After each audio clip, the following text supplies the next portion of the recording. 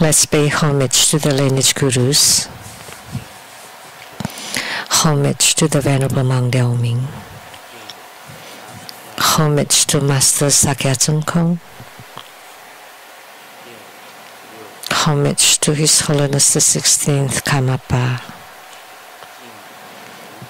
And homage to Master Dubden Darji. Homage to the three jewels of the altar. Homage to the main deity of Homa today, the ocean-born Vajra Heruga. From the copper-colored mountain, the Uddiyana or Organ Pure Land, Guru Padmasambhava. Sumum, Tanchen Gyatso, Tutan Siti, Tutan Kama, all Dharma masters, Dharma lecturers, Dharma teachers, Dharma instructors, Dharma tutors, temple and center directors, all disciples present here and over the internet. Good afternoon. How do you do? All right. Wow, it's so cold. Yeah, hey, check out.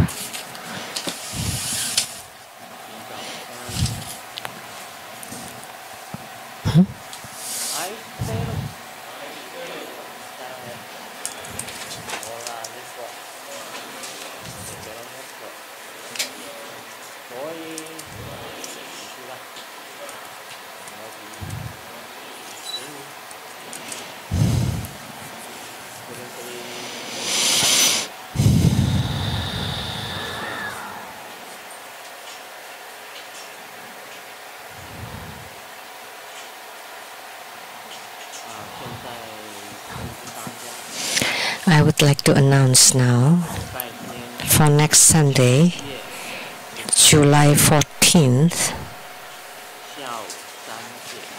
at 3 p.m. there will be Amitabha Buddha Homa fire offering ceremony.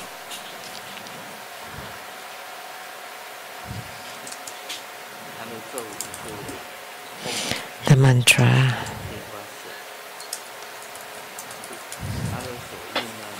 and the mudra is Amitabha meditation mudra. The meditation mudra of Amitabha Buddha, and the image is red. Amitabha Buddha. Amitabha Buddha is Grandmaster's Yidam.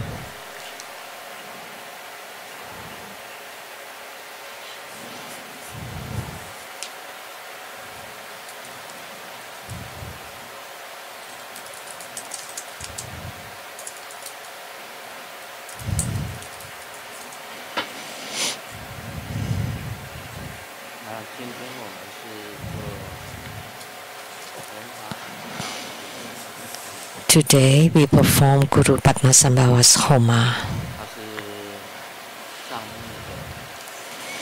and he is Tibetan.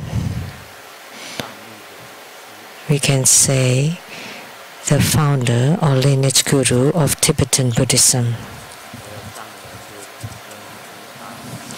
And the Tibetans address him as Guru Rinpoche.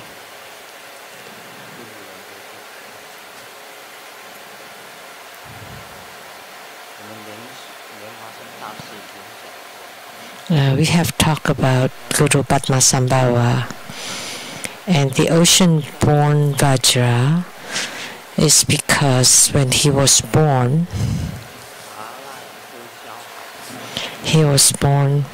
in the Dhanakosha lake or river, ocean. And in ancient India, the lake was called ocean. So being born out of a lotus blossom. So who are his father and mother? Nobody knew, because he was born by transformation. So that's why he was called the ocean-born Vajra. He was a true transformation. He was truly born from transformation from a lotus blossom. And we can say that he's the founder or the lineage guru of Tantric Buddhism. All his life,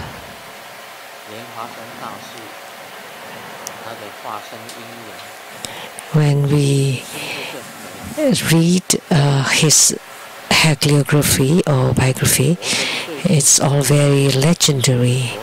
He lived to be a very long time. And in Tibet, he spread Buddha Dharma for a total of 50 years. So all of his life was very legendary. He lived a very long time. He had a very long lifespan.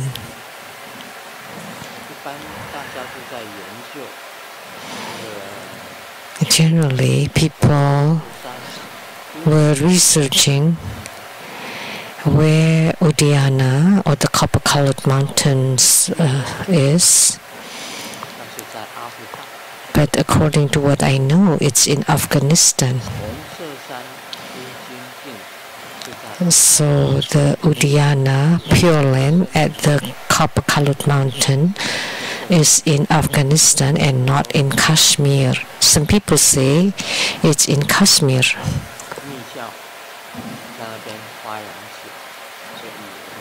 And because Tantric Buddhism flourished in Kashmir, so they said it's in Kashmir, but actually Udayana is in Afghanistan. And the most famous 5 Buddha mothers are Ishijoga, she is Tibetan, Mandarawa was an Indian princess, Sakya Devi, not Sakya Yese, but Sakya Devi.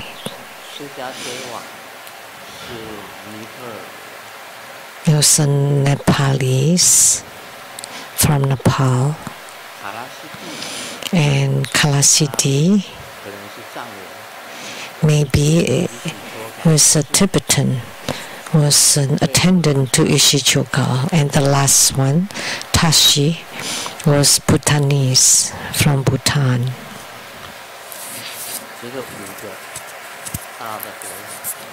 So 5 major or great Buddha mothers.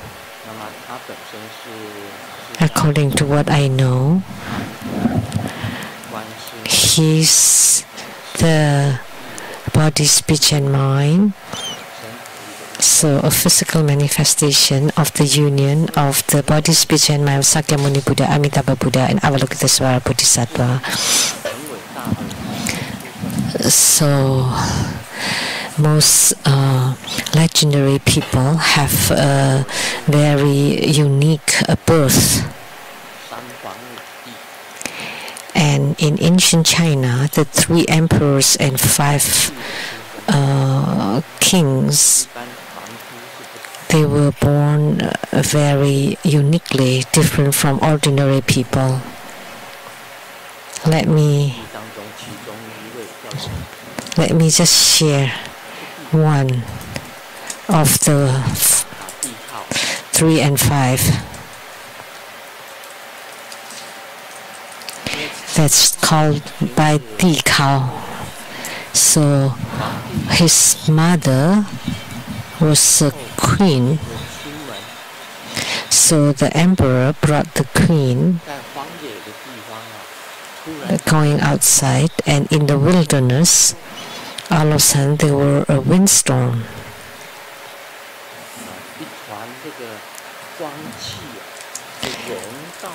and there was an energy of light was around the queen.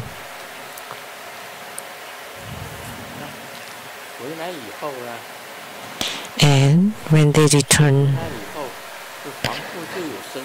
then the queen was impregnated. And then when the emperor knew that the queen should not have been pregnant, but why? By being surrounded by the windstorm, she became pregnant. So he regarded the child as questionable and asked people to throw the baby away in a place where it's very cold and snowy, and just wanted to die from cold. So the cow was just a baby and threw to a snowy place, and the crow flew down from the sky to become a bed. So he was lying on top of the crows, and many other birds flew down to cover his body to keep him warm. So such a thing happened.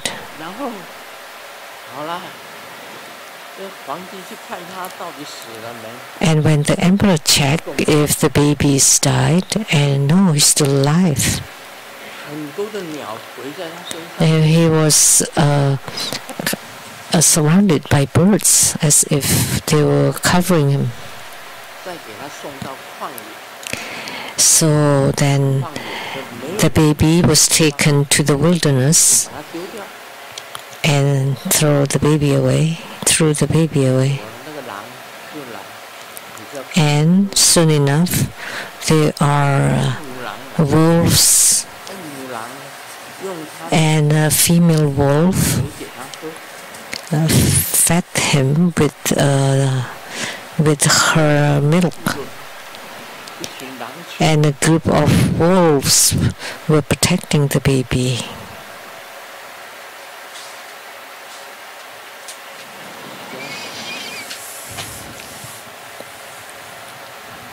That's what happened. So it was a questionable origin that the New Testament in the Bible also recorded that Maria and Joseph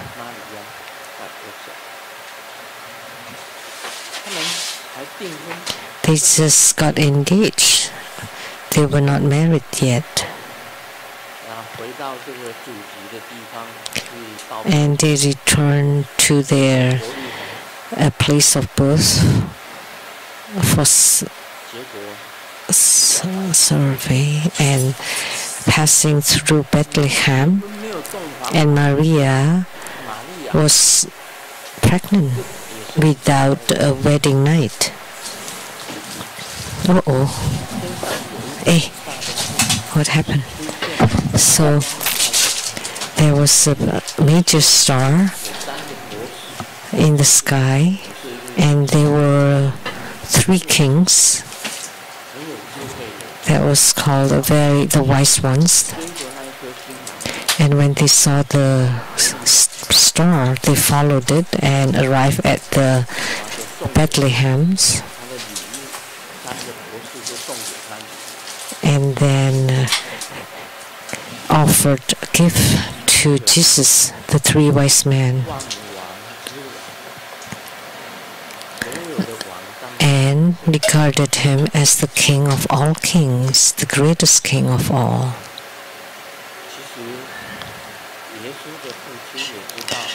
So Jesus' father knew that the child wasn't his, so did not treat him very well. So Joseph was a carpenter. They returned to Nazareth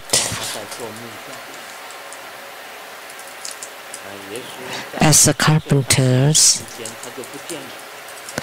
So Jesus disappeared from a certain age. So the father did not treat him well, so perhaps Jesus just ran away from home. And he traveled from Nazareth to the Himalayan. And when he got out of that place, he became different. When he returned from the Himalayas to his place, his country, at a place called Palestine now. And he passed by a river, and there was John the Baptist giving baptized to him. And John the Baptist was the brother-in-law of Maria. So Maria's elder sister's husband. So that's like an uncle. John the Baptist was Jesus' uncle and baptized him. He was standing in the river and was baptized. And during the baptism, the gate to the heavens opened, and there was this voice, "This is my son, my beloved son." That's Jesus. So he was not born by a human, or not because of a human. And Tikao in ancient China, as part of the 3 sovereigns and 5 emperors, were not born by humans. That's why we refer to them as the sons of heavens. And Jesus too was not the son of human. And as for myself, when I was born, my father was very happy and was telling all the relatives that he's having a son. And there was a relative called Yao Lan. I've heard my parents talk about him. So Yao Lan told my dad, "You just got married for 7 months and you have a son already?" So he's questionable. He's not your son. So maybe someone was shooting a gun. Right? Because you just got married for 7 months and already your wife has a baby. My mother told me that I was prematurely born, and my father said he did not agree. So all my life, my father never recognized and accepted me. So I often told you the story that as soon as I was born, my grandma was taking care of me. After she passed away, I was taken care by my aunt. So that's the mother of Miss Xu Xinghui that came the other day. So she raised me until she was about to get married. And then I was sent back home, and my days were quite difficult.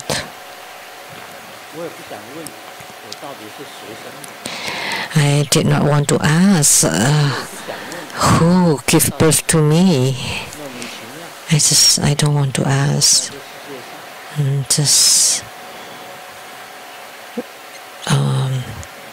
Just a mystery. And the same with the third prince Nacha. That's the son of Li Jin, and the father also disliked him. When he was born, he was like a meatball. How come there's a meatball being born? And then they opened the meatball, and a child came out, and that's the third prince Nacha. When I was born, Chiyo-san asked my mother, what's strange about his birth?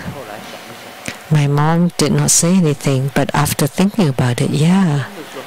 When he was born, referring to Grandmaster, he was enveloped by white thread, a silk thread. And in ancient time, they used some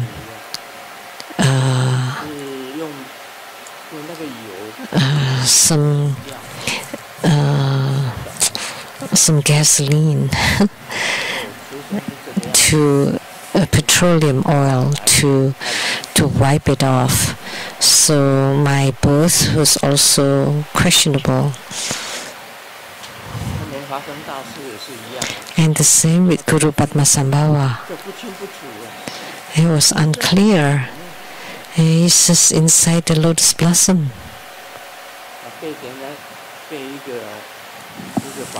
And then he was discovered by a king and raised by the king. So that's why he's called the ocean-born Vajra. That's his origin. Talking about Guru Padmasambhava, because you know quite a lot about him already. So now talking about the condition of his birth. And it made me think about the 3 sovereigns and 5 emperors in ancient China and their birth. And also Lao Tzu from China also had a very unique birth, and also Sakyamuni Buddha. Queen Maya gave birth to Sakyamuni Buddha, but from where? From her armpit. How can there be a womb on the armpit? So Sakyamuni Buddha was born from an armpit of his mother. And Lao Tzu, how was he born? Why was he called Lao Tzu, or meaning the old one? Because his mother was pregnant with him for over 90 years. So he was already old when he was born, with white silvery hair. That's why everybody called him the old one. So he was old when he was born. Those were all very strange. And Lao Tzu is the patriarch of Taoism. So he was old as soon as he was born, with long beard and hair, silvery white. So that's why he was called the old one. He was in his 90s when he was born. And Sakyamuni Buddha was born when Queen Maya was holding on a tree, and he was born from the armpit.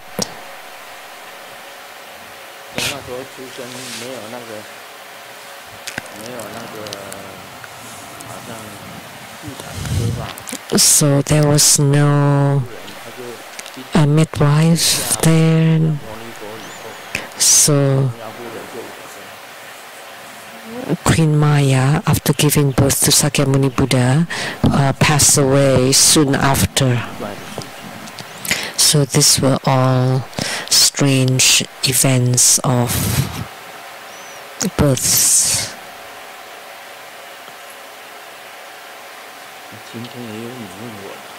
So we have Q&A today.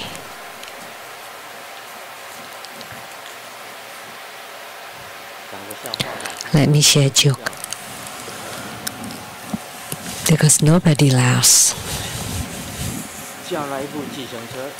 I called taxi, and the driver was chatting about his life outlook. And the taxi driver said, I have a house, a car, my own business, I'm the boss. So free. Other than the heavenly emperor, and then nobody can commend me. But the passenger says, oh, please stop right in the front. And then he said, okay. So he still has to listen to the passengers.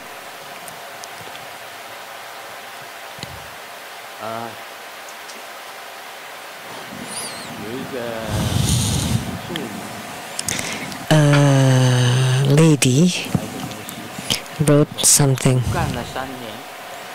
She's worked so hard for 3 years and saved enough money to buy a car and paid off the down payment. And I just, after working so hard for so many years, I just want to rely on my own. And thinking back, it's really not easy, but I've passed. And the car is not bad. It's like sky blue. And then you can also put a basket to place some vegetables. Okay, the car actually in Chinese, a two-wheel car, meaning like a bicycle. In the past, I never understood why my friends love women that's like Lin Daiyu, a character which is very weak and very sobbing all the time, very weak and emotional. But I was different. I loved my wife until one day we got into a fight. And now he's hospitalized at the orthopedic hospitals. And then now I understand why my friends love weak and soft, gentle woman like Lin Daiyu. Because he got a very strong, powerful wife. And whenever they argue, he would be beaten up.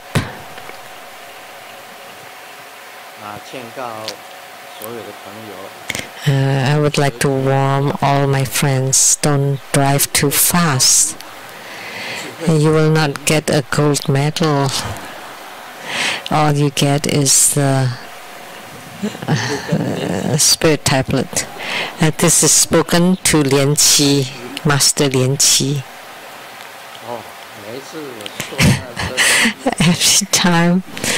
Every time I am in his car, I would close my eyes and performing my practice. He's forcing me to practice, to close my eyes, because it's so scary.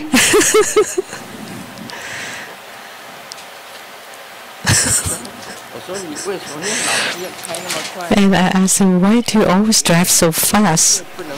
And he said, nobody can pass me. For sure. Please drive slower. Otherwise, I would close my eyes and practice again. I have to close my eyes until he drive in the local area that I open my eyes.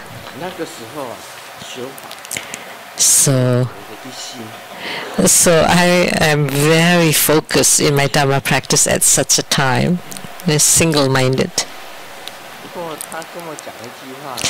But he told me something. Master Lian Qi said, everybody else drives so fast. How come I'm fast?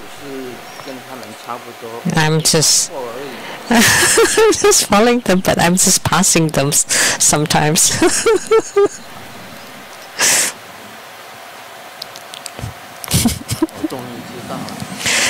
I finally know. You can move the mountains, but you cannot change your character or disposition. Now we'll do Q&A. From Malaysia. I have a question about practice. I would like your guidance, Guru Buddha. In the Esoteric Wisdom Sword, Living Buddha Liansung's exposition on the stages of the path in Esoteric Buddhism is mentioned. Yidam's mantra recitation must be complete and bodhicitta must be perfected. One must cultivate great bodhicitta to enter the esoteric path and practice the bodhisattva deeds to enter the esoteric path.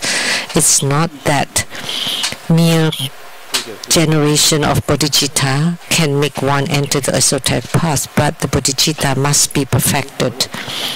This was stated by Vajrapani Bodhisattva, and Guru Buddha also mentioned, to obtain the great precious Dharma, one must develop great bodhicitta. The question is your bodhicitta perfected or not? To what degree? This can be tested. Therefore, whether you can attain Dharma or achieve attainment entirely depends on whether your bodhicitta is perfect or not. My question is, what is entering the esoteric path? How does one cultivate bodhicitta to perfection so we can enter the esoteric path? So perfect bodhicitta is like bodhisattvas. Those who generate bodhicitta are called bodhisattvas. To have perfect bodhicitta is only for those bodhisattvas who have reached the 10th ground, the ground of the Dharma clouds. But bodhisattva at the initial stages, or those who just generated bodhicitta, of course those are not perfect. So from the first, second to 6, 7, 8, only after reaching the 8th ground is considered unborn endurance, that they become non-regressing. But if you just started generated bodhicitta and you go up till the 8th ground, then it's non-regressing, and only then it's stabilized. Then only then you can enter the esoteric path. Only then you can be unborn. Since you have attained unborn endurance, then you also attain birthlessness.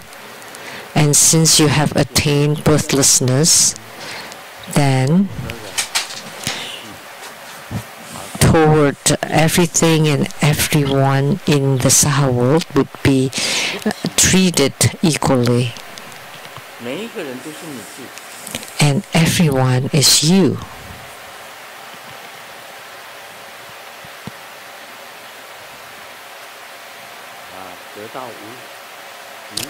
Everyone is yourself. So attaining unborn endurance, there is no need to endure anymore. There is no need to practice endurance anymore. Because everything is yourself.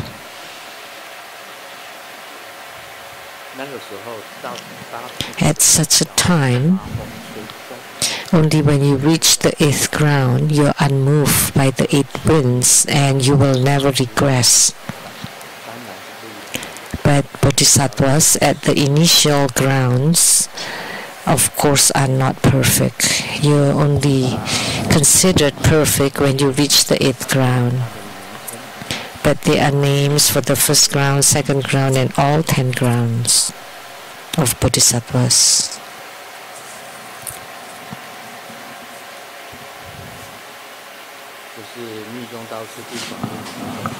So that's written in the development stages of Tantrayana. To enter the esoteric is you it is required for you to be birthless and no mind and have no mind.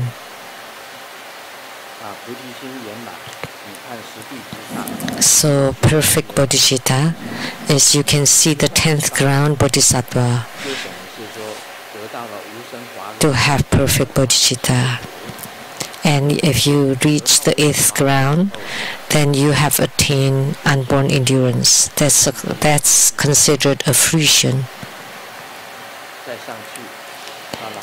And that means your bodhicitta is perfect at the 10th ground. And then at the 10th ground, you're considered a standby Buddha. You're waiting to be a Buddha.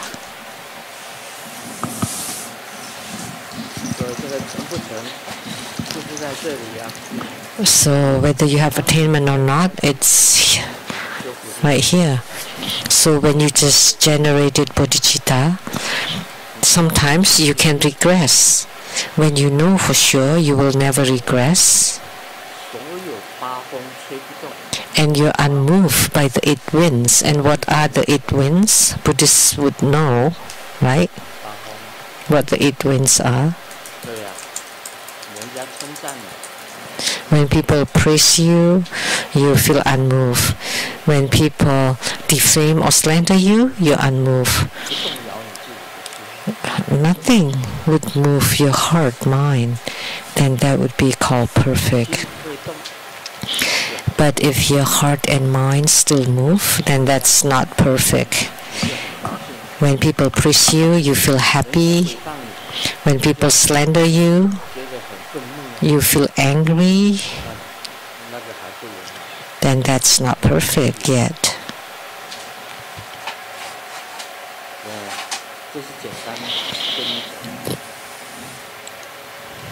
That's my simple answer. Generating great bodhicitta is that your vow is truly great, it's vast, that you can give up your own life for it.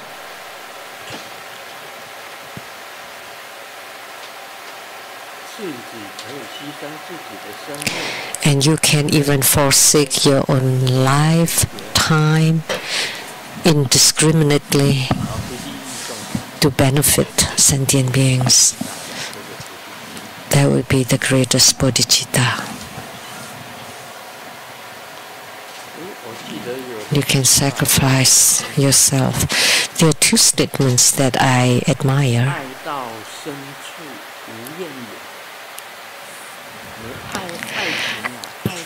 In romance, you love until you have no complaints at all. It doesn't matter what they do, it's still okay. That's true love. So what is true love is when you have no complaints at all. And what is love is that you can give up your life and death for it.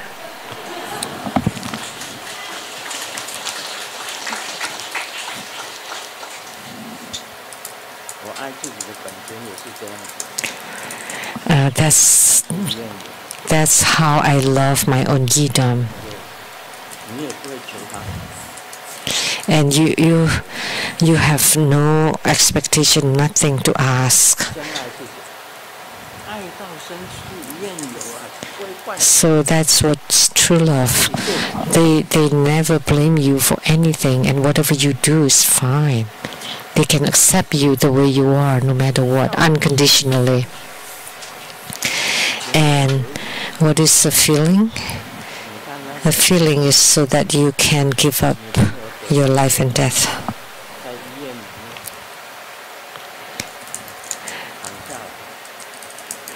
When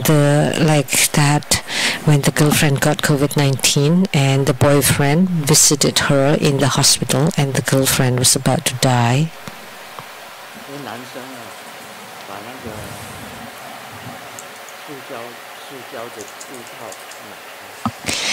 And the man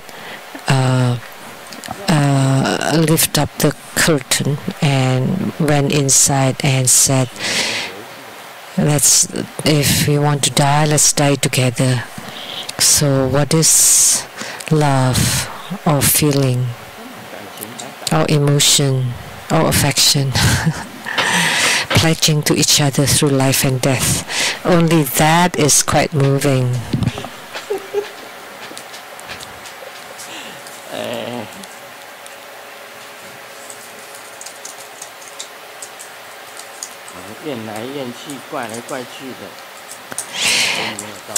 But when there's complaint and blame, then that's not true love.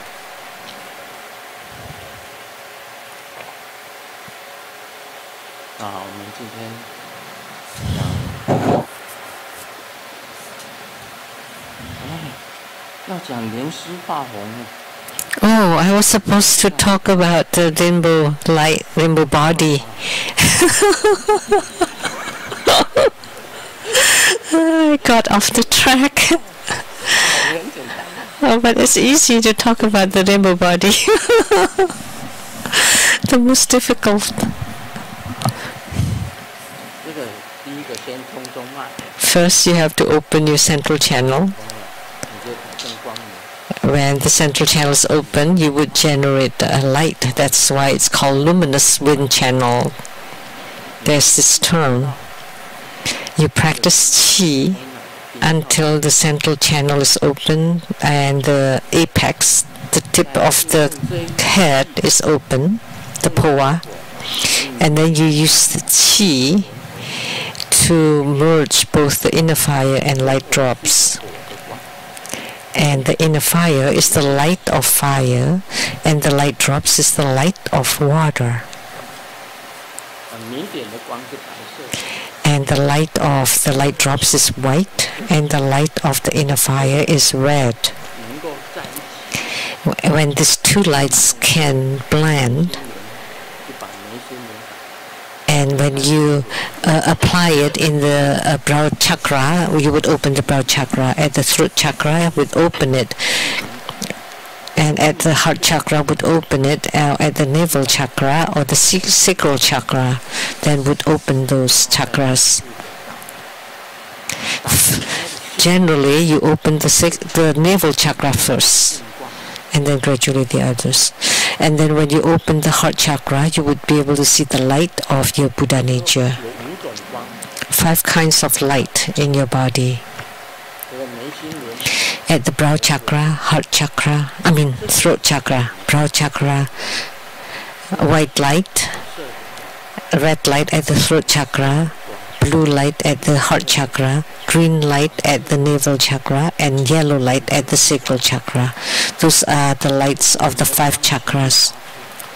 When these lights were emitted until all the channels are open, and then your skin pores will be luminous and emit light.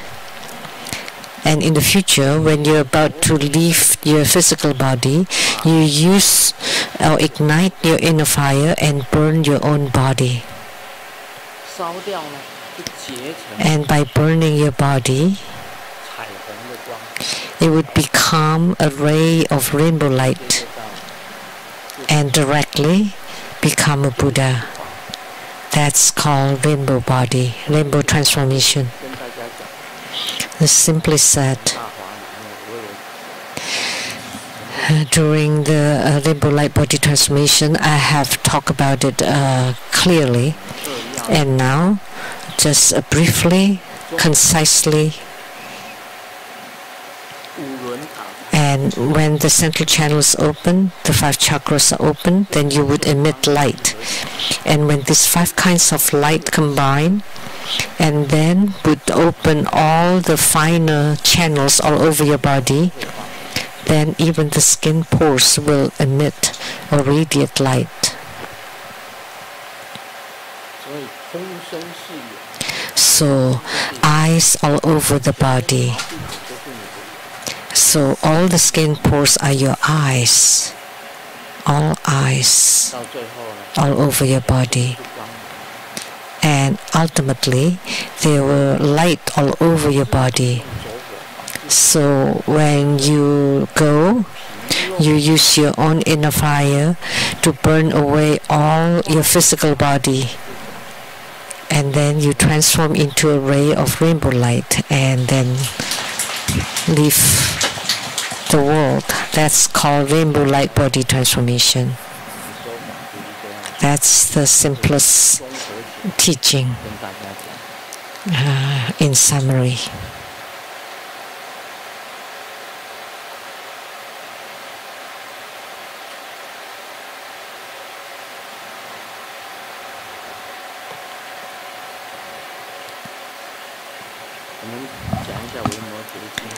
Now let's talk about Vimalakirti Sutra.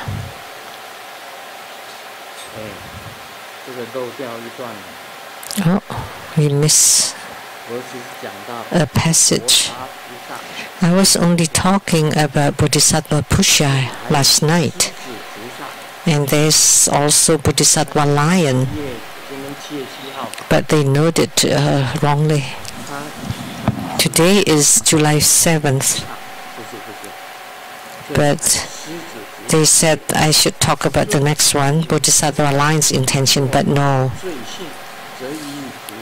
It should be Bodhisattva Lion.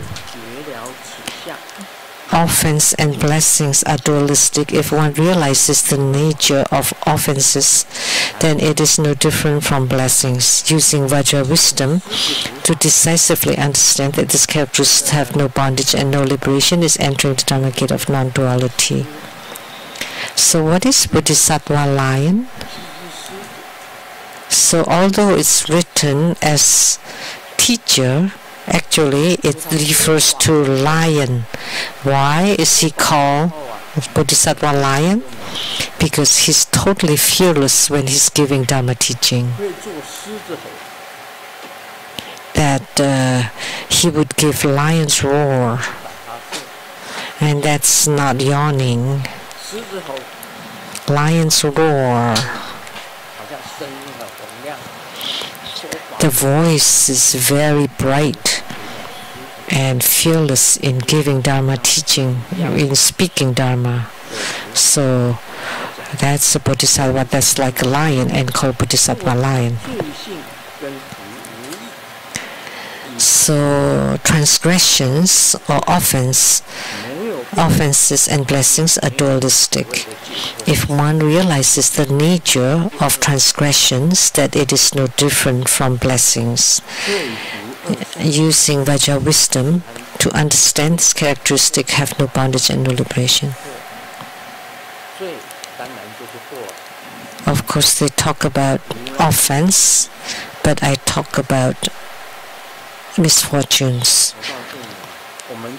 Actually, offense here is the same as misfortune. Misfortunes and blessings, of course, are dualistic. We are all actually very blessed.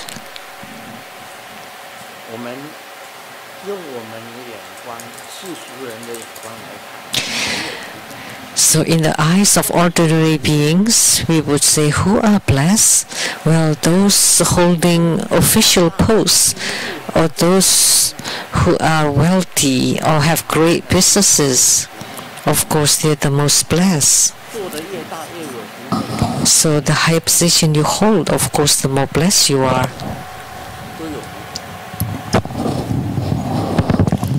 So those who hold officialdom, of course,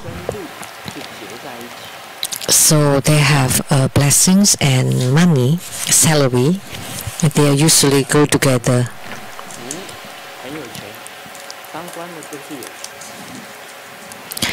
So blessings, usually we say that those holding high positions have money, but they also have misfortune. And we often say misfortunes and fortunes or blessings are together. They're side by side.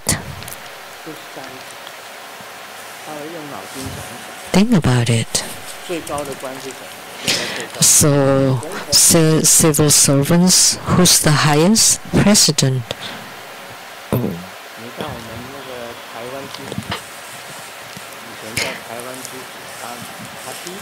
In Taiwan, the one called the Son of Taiwan was Apien.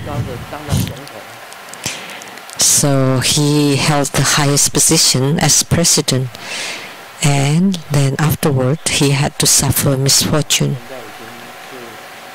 But luckily he's not in prison anymore. Now he's been released.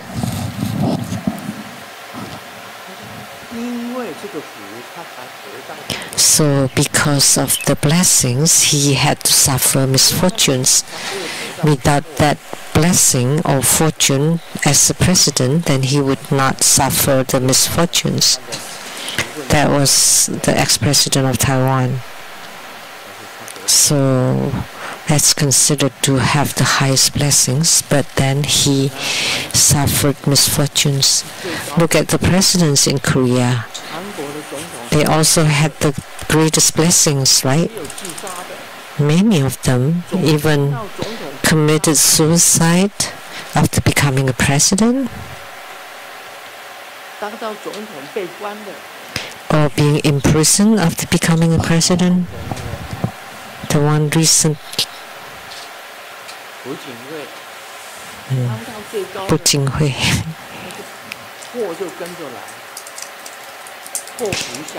So after holding the highest position, they have misfortunes. But we are the most blessed because we can hear Buddha Dharma.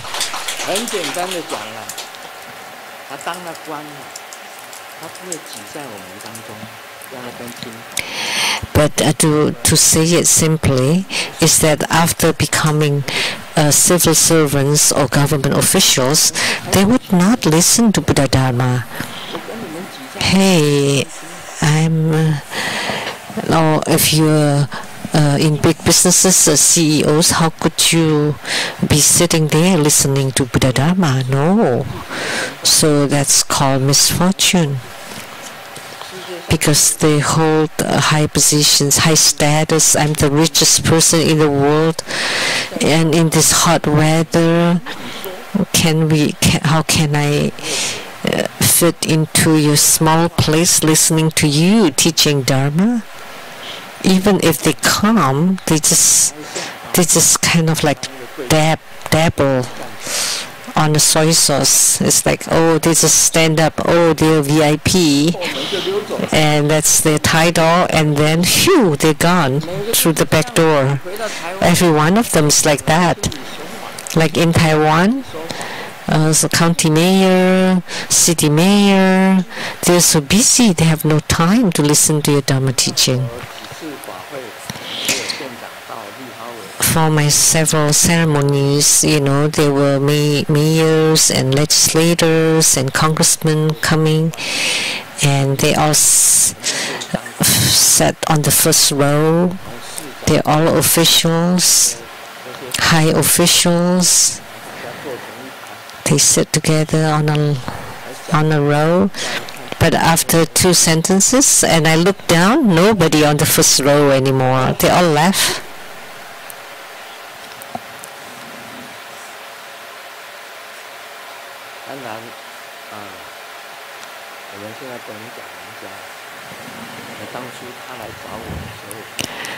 So I cannot mention a name, but when he came to seek my advice 4 times, let's not mention the name, okay? But recently in the Taiwan newspapers, it's sensational.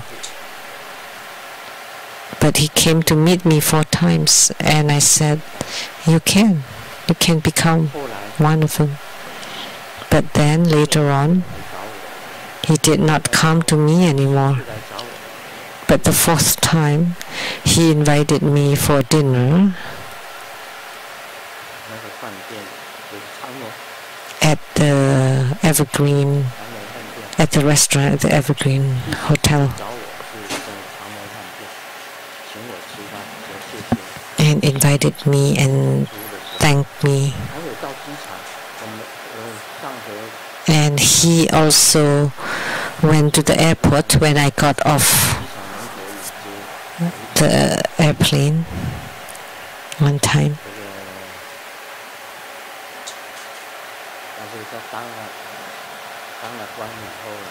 But after he became the high official, but now he's in trouble according to the newspapers. I'll see how I can help to resolve.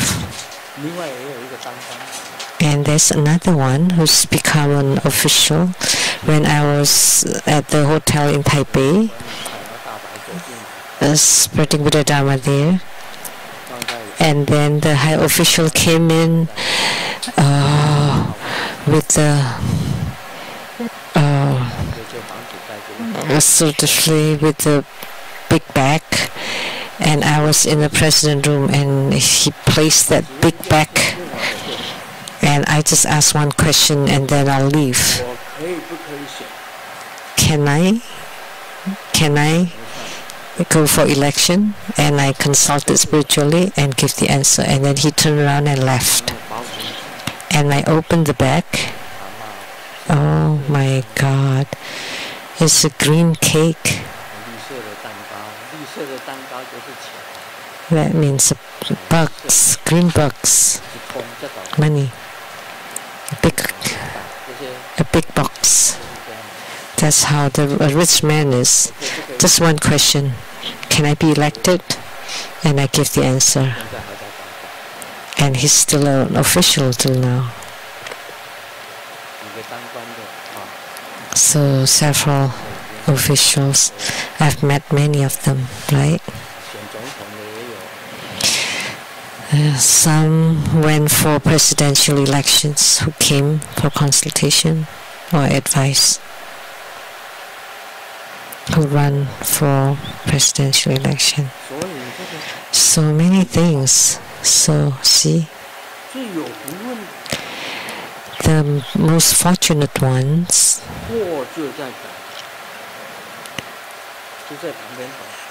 have misfortunes waiting for them right by their sides. So misfortunes and fortunes are side by side. They're together.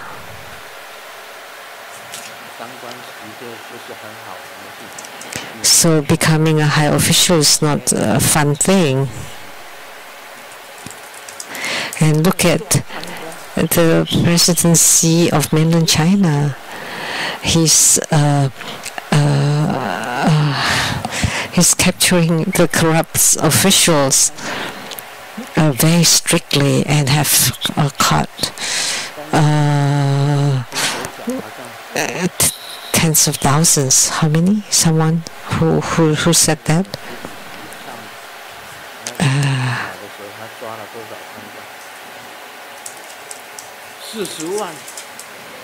How many? To arrest like 400,000 officials. See, 40,000 is how many people? Like the whole Taiwan temple. So that's 10 times. So 400,000. So those officials were fortunate. Yeah, of course, they had lots of money. And they were corrupt. And people give them money. And there's this joke. Oh, this is Chinese pun.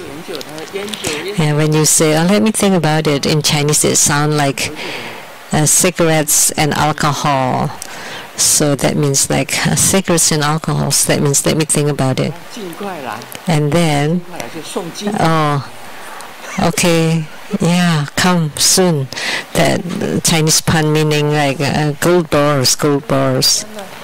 Those are corrupt officials. So that's why 400,000 of them were arrested. And recently, even the even the ministers, the defense ministers, that's big, right? Because he's in charge of all the military of all mainland China. And then he's gone.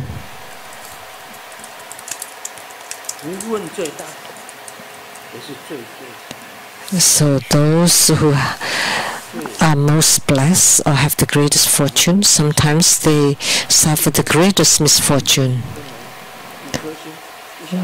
So those with 5 stars or 4 stars, generals, all of a sudden they all strip clean.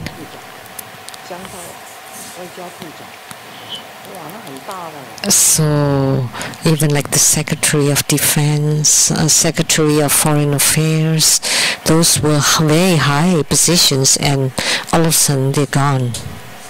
So think about it. The Bodhisattva Lion said, so misfortunes and fortunes for us are 2 things. And those who have transgressions or those who have merits are 2 things. So when you have blessings, it's easy to make an offense or to create transgressions.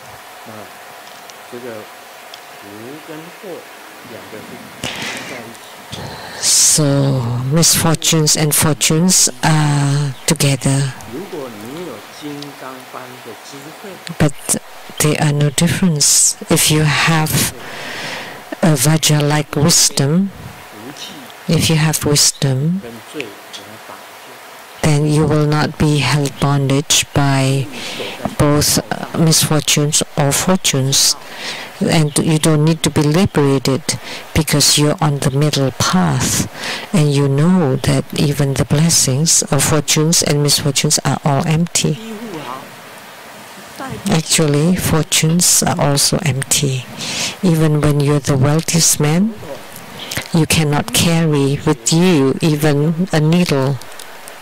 And even if you become a president, you cannot transcend or you cannot liberate yourself from birth and death.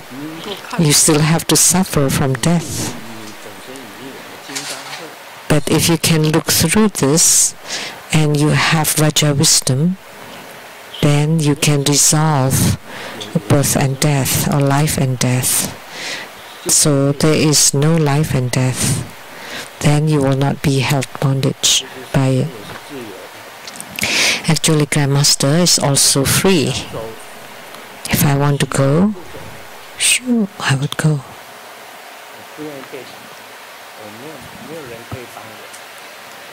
So I don't want to be held bondage, and nobody can help me bondage, can bound me. So I'm liberated, and I have no liberation either. Just that I'm alive now, that's liberation, and I don't need to be bound by anyone.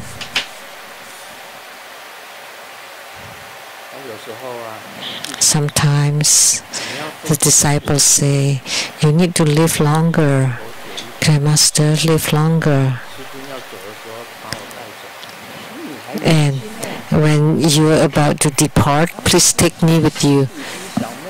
But you're still young. And then bringing you when I die, how can it be? You still have a long life to live.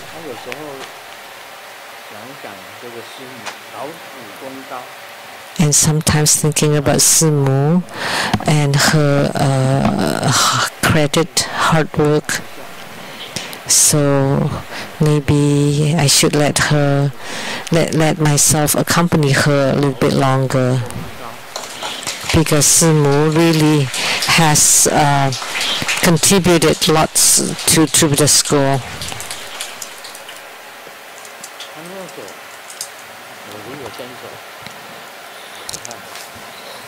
That she has a great contribution through hard work and toil.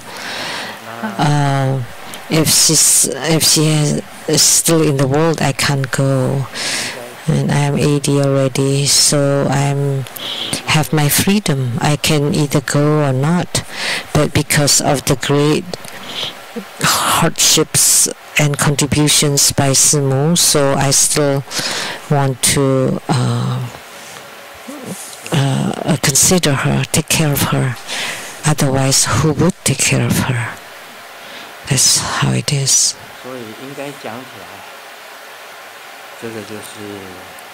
So,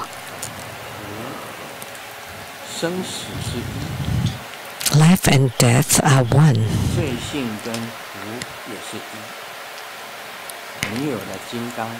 So, the nature of misfortunes and fortunes are also one. So, you have no bondage and no liberation. There is no such thing called liberation either. Nothing can let you be attached in the Saha world. Even if we go to another place, it doesn't mean that we think the other place is better, but they're all actually the same. So that's the Dharma gate of non-duality. That's how it is. They're all the same. Whether it's worldly or transcending the world are the same. Life and death, fortunes and misfortunes, they're all the same.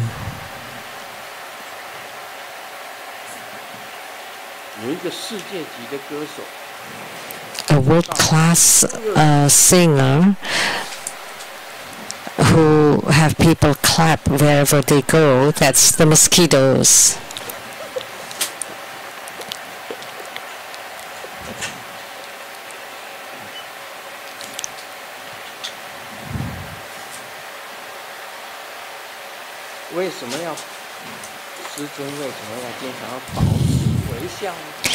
Why is Grandmaster needs to maintain his smiling?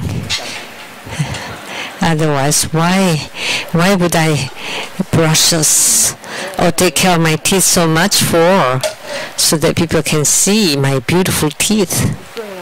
I'm 80. I should have, typically would lose their teeth. But I am serious in cleaning my teeth, or brushing my teeth, different from normal people. First,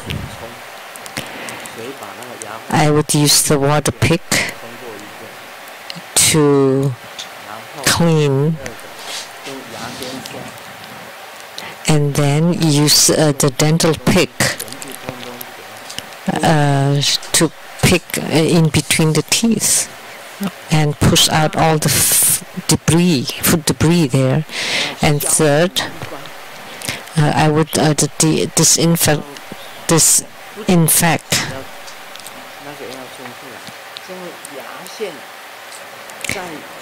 so the floss to clean everything. And lastly, then use the best the Rolls Royce of toothbrush and the Rolls Royce of toothpaste to brush all of them cleanly. And how many times here, how many times there has to be counted exactly. Cannot miss anything. So there were 4 to 5 stages. That's why it takes a long time for me to clean my teeth. So just for cleaning my teeth, it takes 40 minutes. 40 minutes. And I also have to exercise my teeth. And what is that? So that the gums don't recede. So you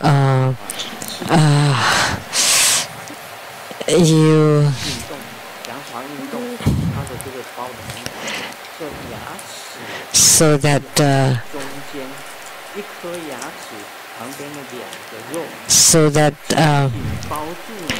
so the gums that cover or that hold the teeth would be very tight, and so that there's no food debris or germs get into them. So that's a kind of exercise for the gums.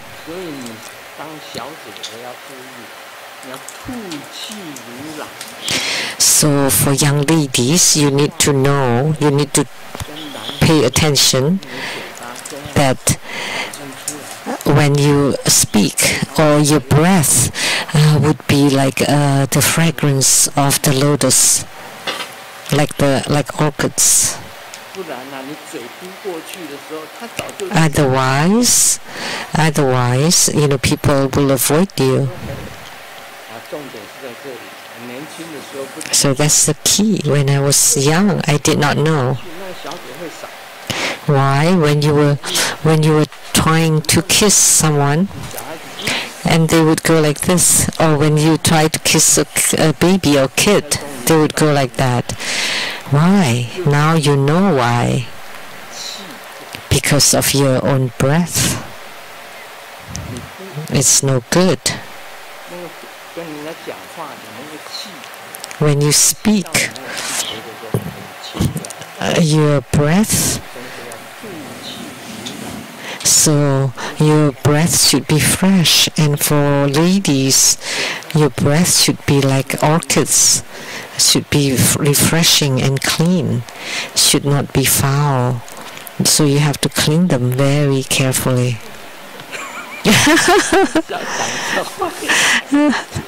I was telling a joke and it became so long. So this is misfortunes and fortunes side by side. When the pigs were slaughtered, complaining to the Buddha, oh, what so unfair.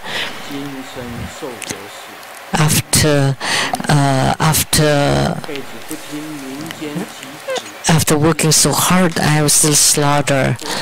Well, that's karma. Because you didn't listen, so you have big ears, and then you look down upon common people, so you have slanted tiny eyes,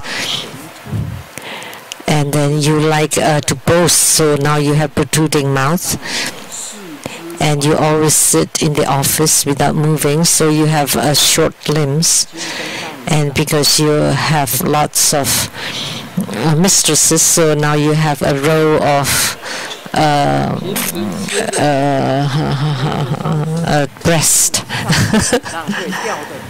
And then the leftover food that you eat now, that's because that's all that you wasted in the past lives. And the pig said, oh, so does that mean I was a president or vice president in my past life? So that's fortunes and misfortunes side by side. So if you enjoy too much blessings or fortunes, then in your future life you become a pig.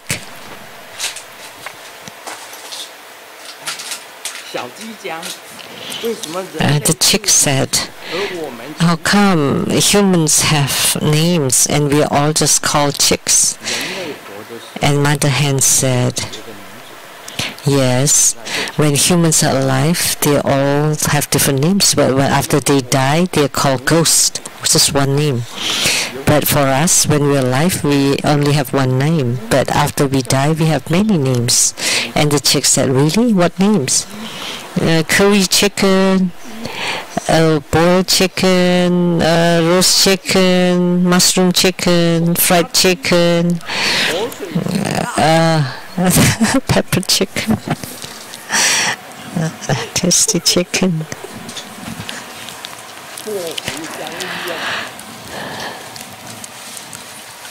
So fortunes and misfortunes side by side. The doctor asked a lady, did you just eat what you like recently? No. I just eat whatever that my children could not finish, or what my husband or my parents could not finish. And the doctor said, you should just raise a pig. And then the lady said, so I have to eat the leftover from a pig. She didn't realize that she's becoming so fat. And then this joke, I can't stand any more accidents, and unless it's a windfall. That's also a Chinese pun. Oh, money, bear me home.